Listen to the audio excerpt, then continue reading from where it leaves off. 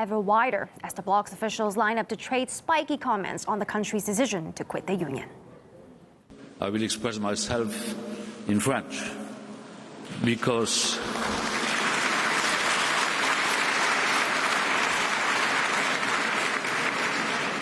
slowly but surely English is losing importance in Europe.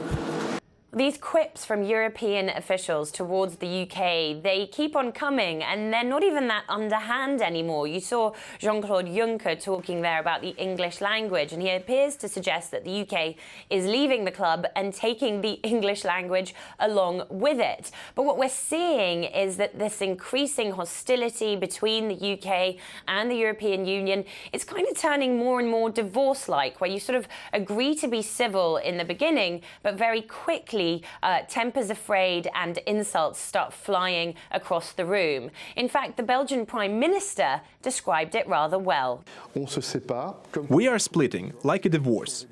You need to address the material issues, financial, who gets the kids, transitional measures, and it is only afterwards that we can look to the future. You have to turn a page before you start writing the next one. And it is up to Mrs. May to understand this. Brussels appears to have been rather irked by Theresa May's rather bold accusation that the European Union is sticking its oar into the British general election that's coming up in just 5 weeks' time.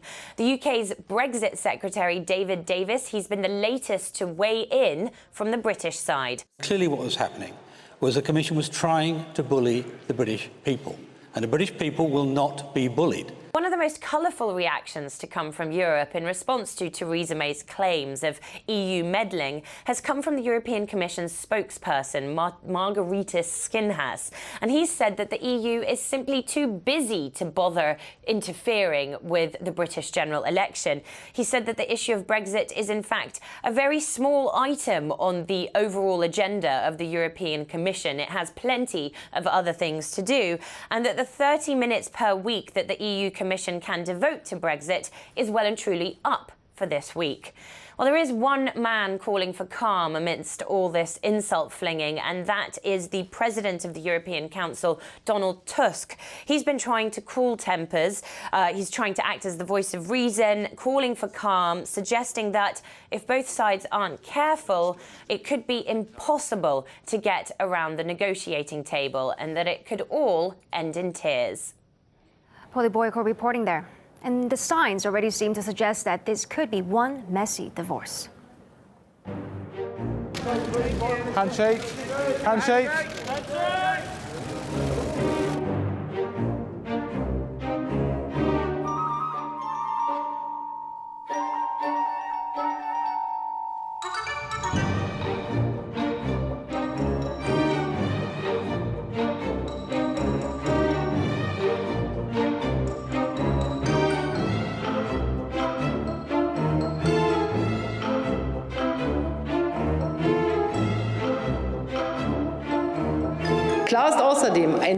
It is clear that a third party, and this is what Great Britain will be, cannot and will not have the same rights or even a better position than a member state of the European Union. I need to make it clear here because I have the feeling that some in Britain still have that illusion.